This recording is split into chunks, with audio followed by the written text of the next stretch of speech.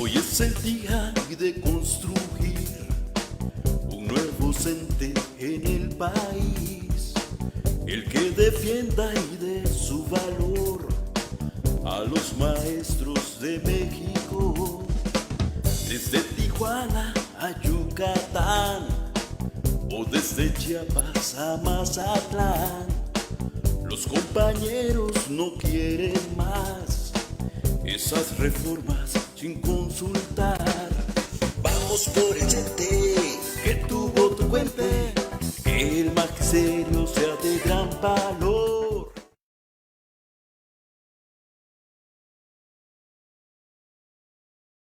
Hola, ¿qué tal? Muy buenas tardes. Me da mucho gusto saludarlos de nueva cuenta a este su espacio Causa Magisterial, maestros, maestras, personal administrativo de diferentes partes de la República que nos siguen. Pues es un gusto saludarlos de nueva cuenta, no sin antes desearles un excelente año 2023, que la pasen genial y que el 2022 la hayan pasado pues de la misma manera en compañía de sus seres queridos. Este 2023 pues es un año con una dinámica muy activa en las instituciones gubernamentales. Políticamente es un año de cierre o de precierre de la administración, por lo cual veremos una actividad muy profusa en el ámbito político y gubernamental. Y bueno, el caso del magisterio y de la educación no es la excepción. Como ustedes saben, este 2023, pues bueno, se abren las posibilidades para que por fin se lleve a cabo la renovación en el Sindicato Nacional de Trabajadores de la Educación.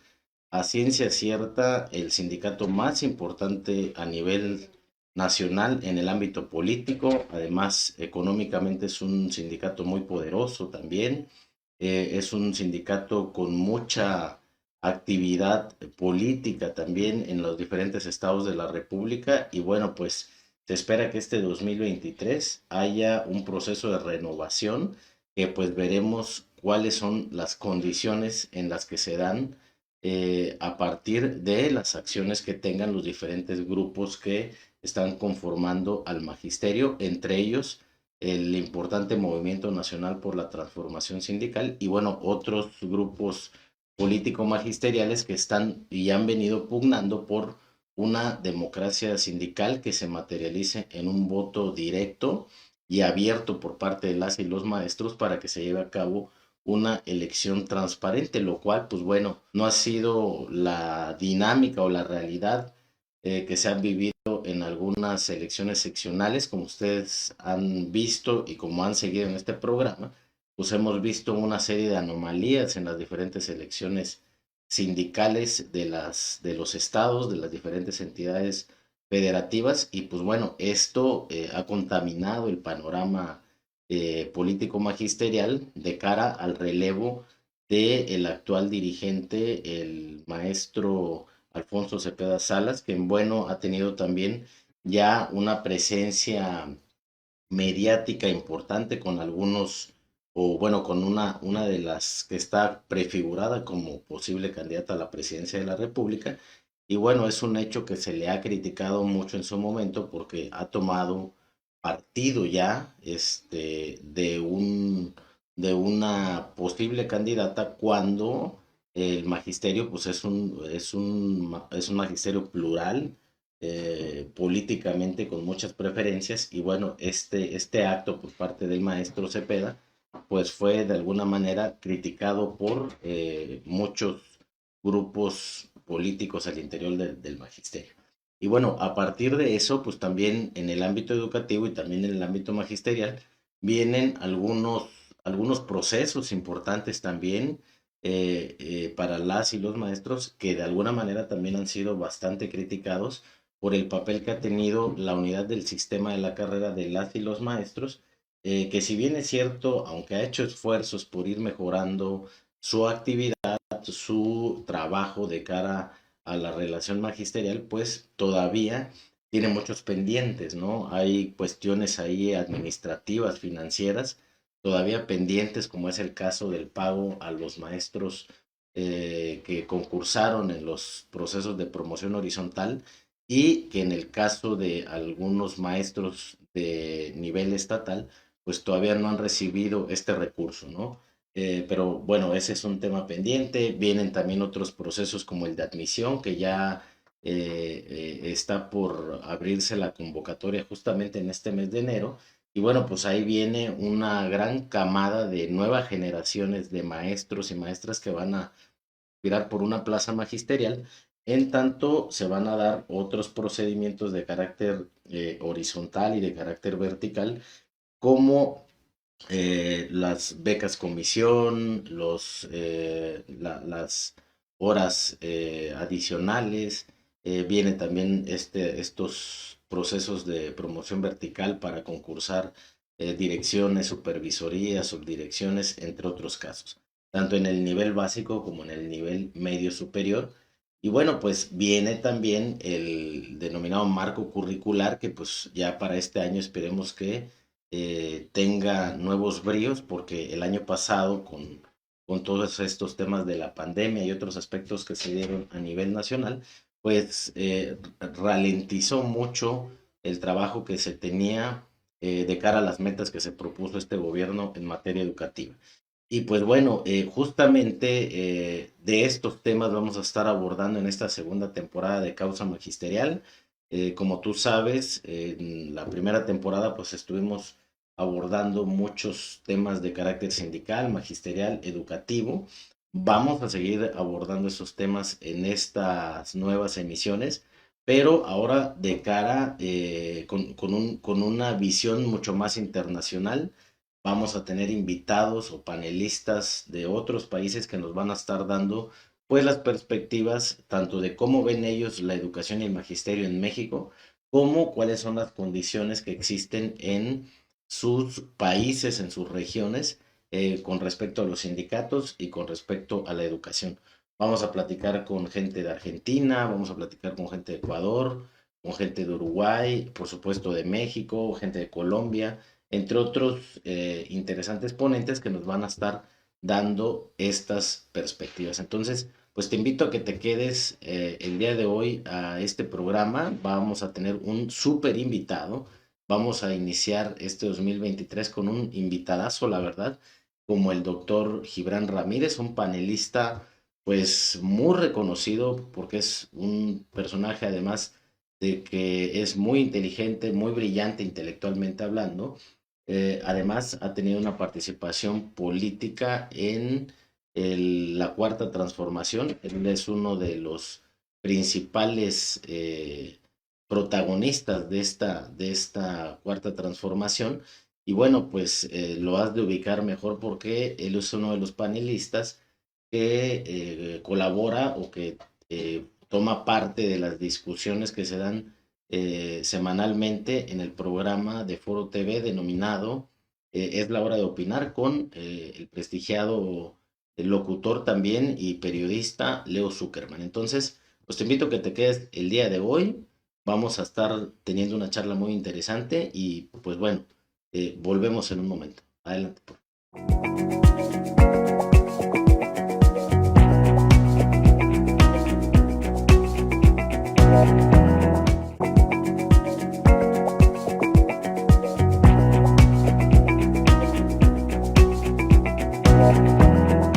Bueno, pues como te venía comentando, hoy tenemos un invitado al cual me dio mucho gusto entrevistar porque, pues bueno, es un personaje muy prestigiado, con una lucidez y una capacidad de análisis de la realidad política de nuestro país, que nos compartió y que justamente tocamos, pues, temas tan relevantes como el tema de la democracia sindical, justamente que este 2023, pues bueno, esperamos se consolide y se lleve a cabo por primera vez en la historia del Sindicato Nacional de Trabajadores de la Educación. Y bueno, pues vamos a comentar con él cómo observa al CENTE, cuál es la perspectiva que él tiene de este sindicato. También vamos a platicar con él sobre cuáles serían estos ingredientes o estos elementos que hace falta para que se lleve a cabo una verdadera transformación sindical, no solo a nivel CENTE, sino a nivel de los diferentes sindicatos de la República. Vamos a conversar también sobre ¿Qué es lo que tendría que estar haciendo el gobierno federal para lograr que este proceso se lleve a cabo de la manera más limpia, más transparente y más equitativa posible? Y bueno, vamos a platicar también un gran tema que es de gran relevancia como el tema de la reforma laboral, y los resultados que ha dado y bueno, los retos que tiene para este 2023, si habrá condiciones para lograr lo que se propuso la administración actual en materia laboral y por supuesto también vamos a hablar un poco de la reforma educativa. Así que sin más, te invito a que vayamos directo con el doctor Gibran Ramírez. Adelante, por favor. Bueno, pues antes que todo, un gusto enorme saludarte, estimado doctor Gibran Ramírez, un político y un analista político muy polémico y te hemos escuchado ampliamente en la hora de opinar. Y bueno, pues nos da gusto recibirte en este espacio. Bueno, la primera pregunta, estimado doctor, sería, eh, ¿qué consideras que hace falta en este país para que se lleve a cabo una verdadera transformación en los sindicatos? ¿Qué tal? Es un gusto estar contigo, estar en Causa Magisterial y participar de este foro. Creo que ha hecho falta que el gobierno intervenga más activamente en limitar los excesos de las directivas sindicales para que las formas de financiamiento ilícito para lo electoral se reduzcan al mínimo. Hay, desde luego, un avance en las leyes laborales, se está cambiando el entramado para dirimir los conflictos, pero hasta que no se cambie el acceso a recursos que dan las directivas sindicales, los negocios que gestionan y otras vías por las cuales en los hechos privatizan o monetizan ese poder político que tienen, no va a haber un piso parejo que permita eh, que en este caso los profesores puedan rearticular democráticamente la vida sindical y habrá entonces solo una inercia de quienes ya tienen esa capacidad económica y ese poder político para seguir aglutinando cada vez más profesores. Ahora, Gibran, es posible cambiar o lograr esta democracia sindical con un sindicato pues tan poderoso económicamente hablando, como bien lo señalas, pero también con una red de ramificaciones políticas en los tribunales, en los juzgados, en las secciones, con los gobiernos estatales? ¿Es posible hacer esto? No, yo diría que no es posible, o sea, por lo menos es muy complicado. No solamente implicaría un momento de lucha magisterial democrática muy importante, sino la acción del gobierno para limitar las posibilidades de manipulación que hay siempre, como lo has dicho, la red de poder que se ha articulado en torno a más de un partido político, de los grandes y de los chiquitos, a los negocios que se han hecho con base en las cuotas, a las estructuras electorales que se mantienen en algunos estados, ha generado toda una red de intereses para que no haya movilidad de esa élite. Es más, incluso pese a que ha habido un cambio eh, frecuente en los últimos años de las directivas sindicales, eh, pues todos vienen del mismo núcleo político de gestión de poder y negocios que empezó el Gordillo. Se pueden pelear entre ellos, puede haber variaciones, pero los intereses que mantienen esa estructura limitan mucho las posibilidades de participación democrática. Yo sí creo que un gobierno tendría que meterse activamente a garantizar las condiciones de competencia y a limitar esos, a esos intereses. Ahora, el problema es que muchas veces eh, las mafias sindicales se cuelan a todos estos proyectos, ¿no? En la cuarta transformación están jugando de que si a Marcelo Ebrard o a Claudia Sheinbaum, dependiendo del grupo sindical. Bueno, hay un grupo que juega con los dos, ¿no? Y esa aceptación que se ha generado por parte de la izquierda, una aceptación que, por ejemplo, López Obrador había evitado en el año 2006, pero que quizá por la relajación moral de la propia izquierda, por la ambición de ganar, se ha permitido, eh, pues hace casi inmune a esta directiva sindical. Desgraciadamente no tengo ningún indicio que permita pensar que en el marco del actual gobierno que prometía que ya habría democracia sindical, estos intereses queden desprotegidos. No, es al contrario, es al contrario. Incluso en la cúpula de Morena ha habido relaciones de negocios de las tradicionales del CENTE en que han estado involucrados personajes cercanos a Mario Delgado. Ahora, Gibran, ¿cómo observas tú en esta lógica que planteas de que los gobiernos deben de emprender esfuerzos reales y la administración actual pues propuso dos reformas interesantes, ¿no? La reforma laboral por un lado que plantea la democracia sindical y una reforma educativa que plantea la reivindicación docente. Muy bien recibidos estos dos proyectos al inicio de la administración, pero al día de hoy, ¿es suficiente esto? ¿Qué es lo que ha pasado? ¿Cuál es tu opinión al respecto? La reforma laboral, digamos, ya venía la inercia, se tenía que reglamentar la reforma constitucional que se hizo en el sexenio pasado. De todas maneras, creo que este gobierno le dio un gran impulso a esa reforma que no ha sido suficiente, ¿no? Su implementación va en unos porcentajes ínfimos y cumplido el plazo en 2023 no se habrá logrado la legitimación de los contratos colectivos de trabajo ni de una décima parte de lo que se tiene que hacer. Entonces, en principio, declarativamente, se observó un gran cambio de ánimo respecto de lo del laboral. En la parte normativa general, la reforma laboral es verdaderamente de avanzada. En la parte de las políticas públicas es donde se empiezan a atorar las cosas. Y particularmente en lo educativo, como que el presidente tenía la idea de quitar el esquema eh, de la pasada administración, sobre todo a nivel constitucional, como que ese era su compromiso político.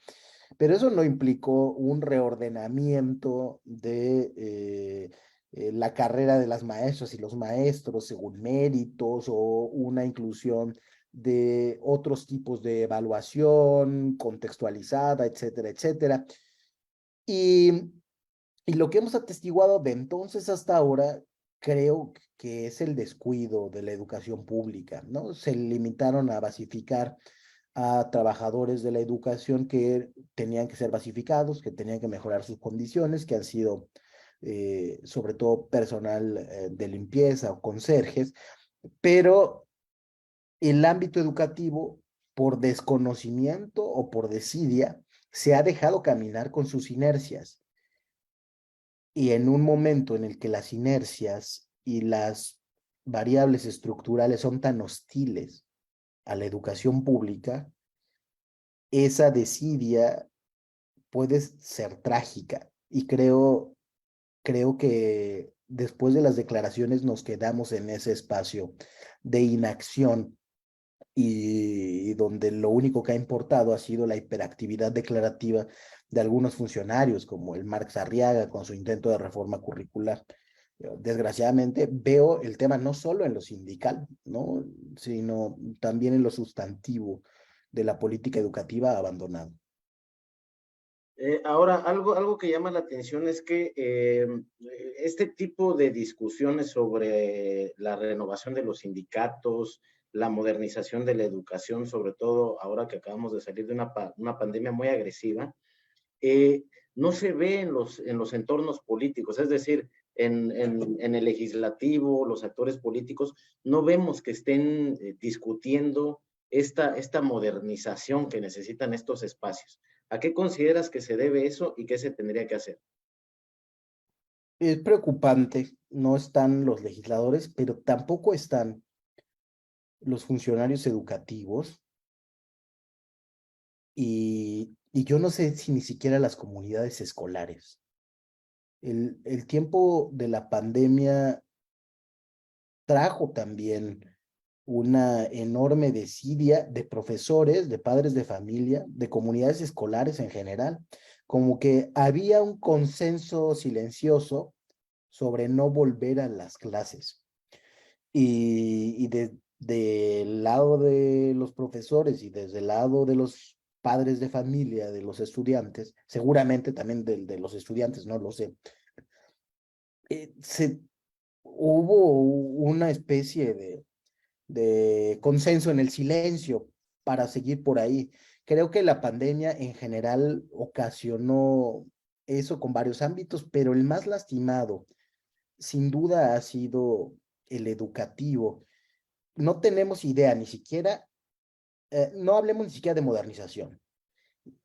El recuento de los daños que en materia educativa nos deja la pandemia no se ha empezado a hacer. Son todo estimaciones. Y la SEP dijo que iba a hacer un programa para hacer ese diagnóstico. Están mucho más ocupados en cambiar el currículo sin consideraciones de diseño curricular, es decir, lo están cambiando con ideas abstractas, desestimando todo lo que sabemos de diseño curricular y de enseñanza de algunas materias, lo han evidenciado bien especialistas en diversas publicaciones. El caso de las matemáticas es muy claro. Pero bueno, estamos hablando sobre esas ideas de reformar incluso visiones del mundo, pero no sabemos cuántos huérfanos nos dejó esta pandemia. ¿Cuántos de esos huérfanos perdieron la continuidad en el seguimiento de sus estudios? ¿Cuál es la dimensión del rezago educativo que tenemos, sobre todo para los niños que estaban empezando su educación primaria? ¿Y cuántos de los que están ahora en tercero, en cuarto de primaria saben leer y escribir? ¿Y qué programa de compensación generalizado se va a hacer para eso? Lo que tendríamos que estar hablando es en hacer el control de daños de esa tragedia que va a tener consecuencias en décadas. Y en eso tampoco están los funcionarios educativos y mucho menos los legisladores y las legisladoras que están muy ocupados aplaudiendo.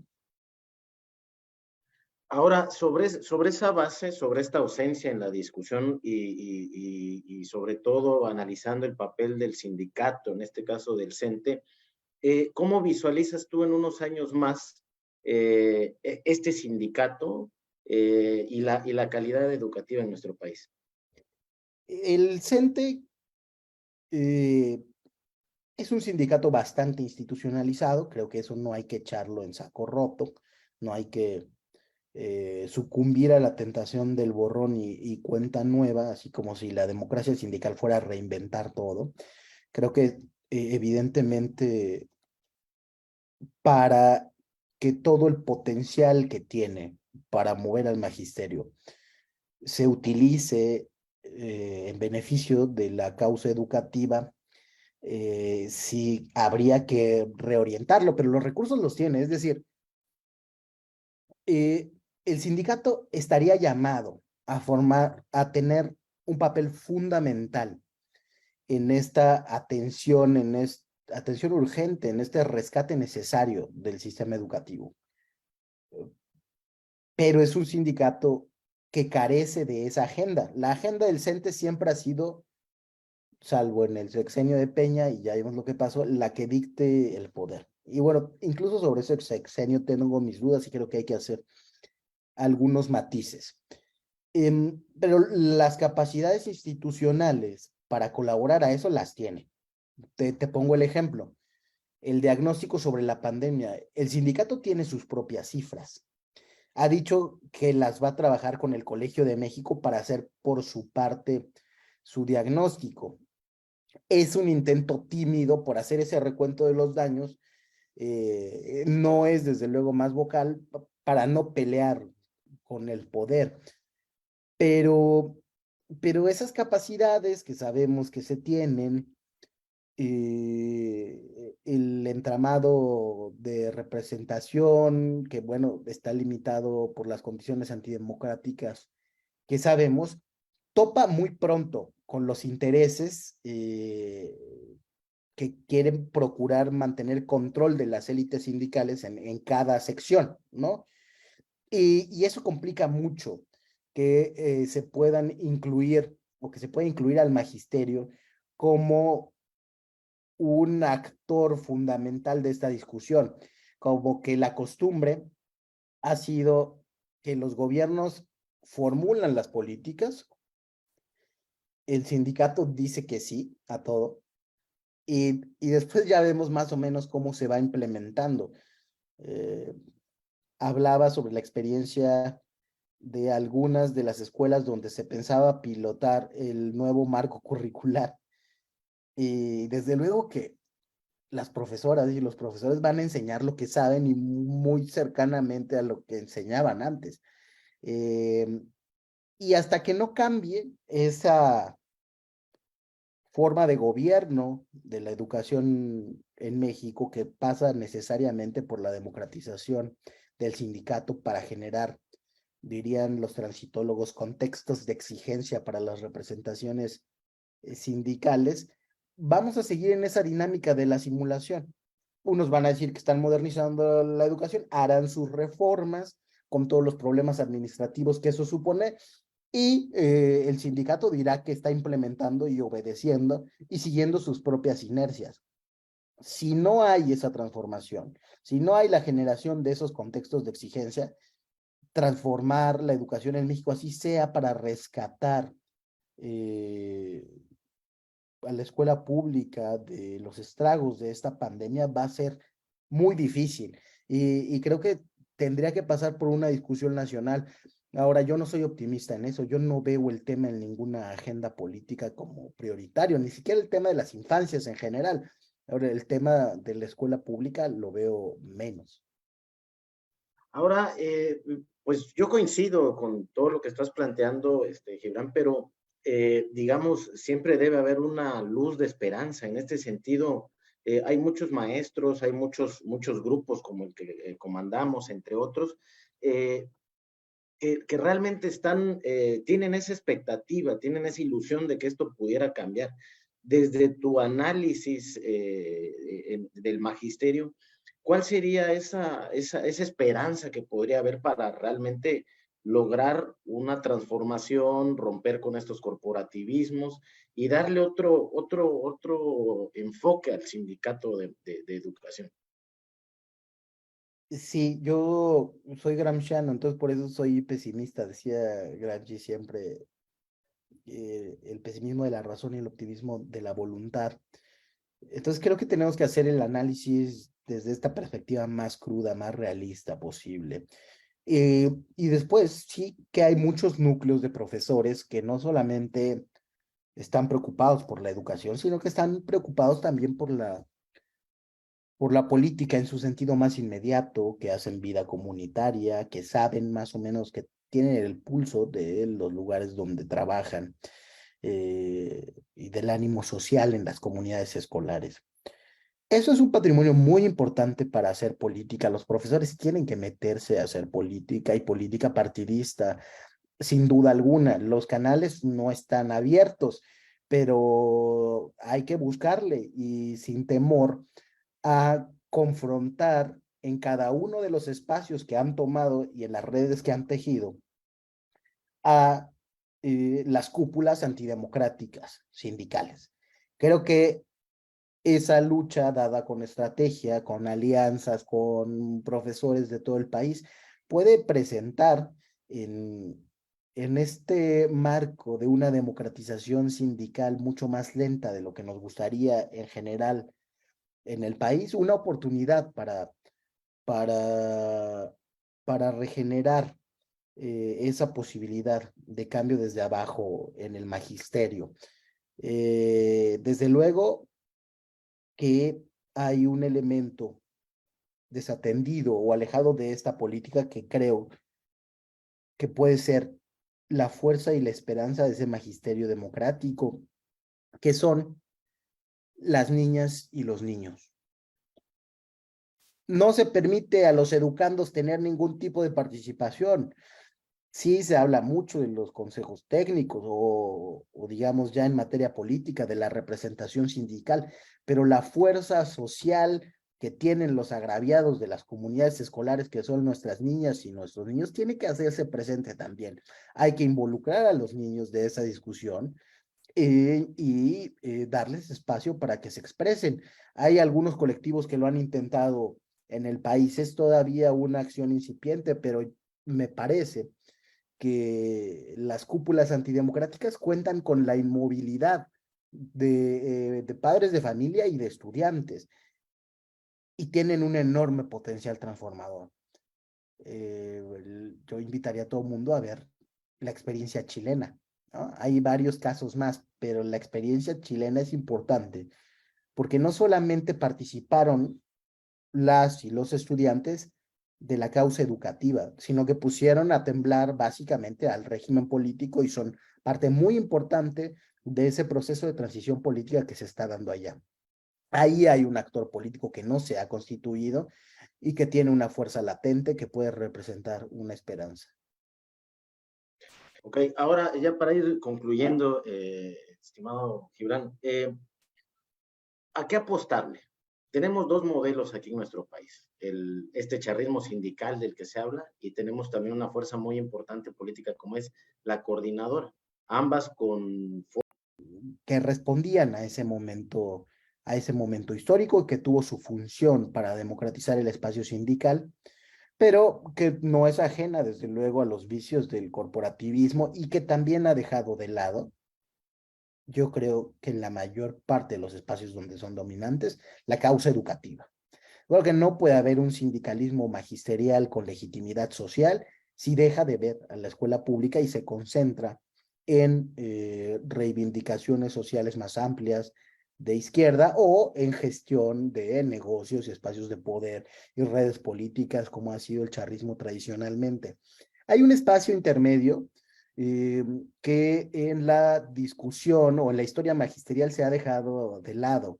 A veces tendemos a pensar que que antes de las movilizaciones de los años 50, la directiva del CENTE era uniforme y monocromática y autoritaria. Sí era autoritaria, pero no era monocromática, ¿no? Había siempre una variedad ideológica, una presencia del Partido Comunista y hubo una disputa generacional, ¿no? Digamos, cuando Tom Salazar se convierte en dirigente, eh, estaba en realidad disputando un espacio que tenían los viejos comunistas y que no abrían a los profesores que ya están burocratizados, por otra parte, aquellos viejos comunistas. Pero ese espacio que tenía la izquierda en la representación sindical, que era reformista, pero era radical, que miraba la escuela pública, está vacante. No que no haya grupos de maestros organizados que dan esas discusiones y que están por la democracia sindical, pero no tienen los medios para enfrentarse con estos aparatos de poder tan formidables en los que está organizada incluso la fuerza física, ¿no? Están en absoluta desventaja en ese sentido, pero la democracia es muy poderosa y la palabra es muy poderosa y ese espacio, en este marco de modernización de las relaciones laborales, puede explotarse mejor. Yo creo que el momento es propicio, probablemente los ánimos sociales no son eh, efervescentes en este momento, pero sí que existe ese espacio para generar una vía distinta de la coordinadora y del charrismo sindical. Y además es una necesidad. Ambos modelos políticos son modelos políticos muy del siglo XX, que siguen atados a las inercias institucionales que se generaron desde entonces, pero que tienen poco que ver con los problemas que estamos viviendo ahora en México y en el mundo. Perfecto, Gibran, pues ya nada más una última pregunta a manera de conclusión. Me gustaría ver si pudieras hacer una conclusión de lo que hemos platicado. Y bueno, que cierre con este planteamiento de nuestro panel, que es hacia dónde el CENTE, hacia dónde va el CENTE. El CENTE va con las mismas inercias de siempre en este momento.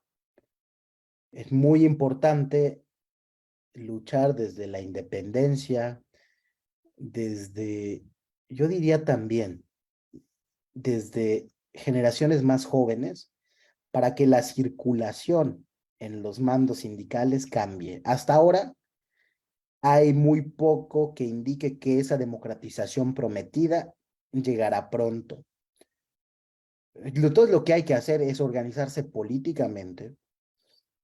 No sé si en un partido, si al margen de algún partido, pero sí que con relación con los partidos, con los grupos políticos, y tejer estrategias que tienen que ser a la vez político-electorales, sindicales, y legales también,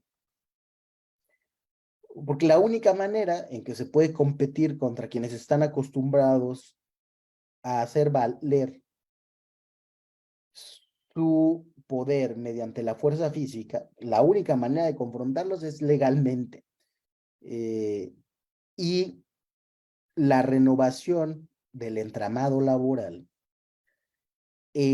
presenta una oportunidad de que esas redes que garantizaban que las elecciones espurias, manipuladas, o donde los votos se conseguían con una mezcla de coerción y coacción, se desestructuren, por lo menos por un momento. Yo no creo que, no sé si volverán a formarse nuevas mafias en las juntas, bueno, ya no van a ser juntas. Todas las instituciones tienden a oligarquizarse después de un cierto tiempo, pero este momento de cambio va a desestructurar esas redes que han protegido a lo largo del tiempo a las cúpulas antidemocráticas y que han permitido que independientemente de la legalidad se mantengan donde están. Entonces hay que aprovechar esa oportunidad, aunque las inercias no digan que en el movimiento sindical en este momento hay una efervescencia democrática. El marco normativo permite que la cosa se vaya moviendo, y creo que están las condiciones para tener estrategias de mediano plazo para que eso cambie y que se puede lograr. Perfecto, perfecto. Pues agradecemos mucho estos minutos que nos has concedido, estimado Gibran. Bueno, pues como pudimos observar, unos análisis muy profundos que nos dan cuenta de los retos que tenemos, no solo como maestros en materia política y en materia educativa, sino también como padres de familia, como sociedad en general, de acuerdo a lo que nos está platicando o que nos platicó el doctor Gibran, pues bueno, este compromiso también que nosotros debemos de tener con la transformación, como él dice, pues no hay una manera más óptima en la que se dé la transformación de este gremio sindical, si no es con la misma participación y con la misma presión de la base magisterial, por lo que, pues bueno, debemos nosotros como maestros hacer nuestro trabajo a nivel personal, a nivel escolar, a nivel gremial, para poder transformar a este gran sindicato como es el Sindicato Nacional de Trabajadores de la Educación y devolverle los bríos con los que nació desde sus orígenes y bueno, ser copartícipes a través de esta gran institución de la transformación educativa y la transformación nacional que se ha propuesto en este momento el presidente de la República y en su momento los que lo secunden en esta importante administración de nuestro país. Y bueno, pues te invito a que el próximo jueves nos acompañes. Nuevamente vamos a tener a una gran invitada como es la senadora Patricia Mercado, quien fuera en su momento ex candidata a la presidencia de la República y bueno, una de las mujeres con una visión de progresismo, una visión muy moderna, no solo de la sociedad mexicana, sino también de la participación de la mujer en el ámbito político. Y bueno, vamos a estar charlando con ella el próximo jueves, por lo cual te invito a que nos sigas, a que compartas nuestra página y que consultes la información que día con día nosotros estamos subiendo a @causa magisterial en Facebook y demás redes sociales. Y sin más, pues darte las gracias, agradecerte que has iniciado con nosotros este nuevo año y de nueva cuenta, pues desearte todo lo mejor para ti y para tus seres queridos este 2023. Nos vemos el próximo jueves y no olvides, Causa Magisterial.